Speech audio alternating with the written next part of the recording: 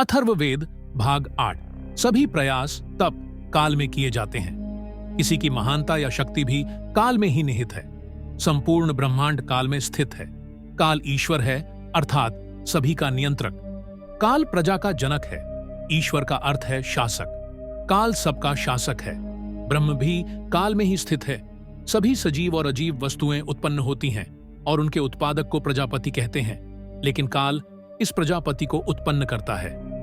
अथर्ववेद भाग 9। काल से प्रेरित, काल से उत्पन्न सभी चीजें काल में ही स्थित हैं। काल ही ब्रह्म है।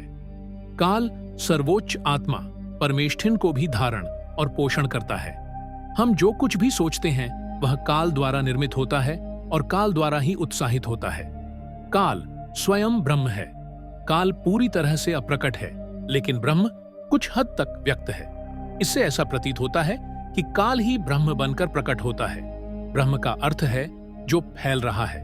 वर्तमान में ब्रह्म बहुत विशाल है, परंतु फैलने से पहले वह बहुत छोटा अवश्य होगा। जब ब्रह्म बहुत छोटा था तब काल काम कर रहा था। इसीलिए यह कहना उचित है कि काल ही ब्रह्म में परिणत हुआ। ब्रह्म के विशाल विस्तार में ब्रह्म ही सर्वोच्च है।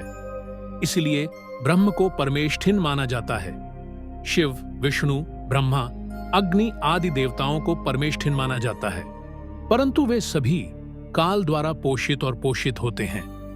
यह कथन सत्य प्रतीत होता है, क्योंकि इन देवताओं के प्रकट होने से पहले काल काम कर रहा था।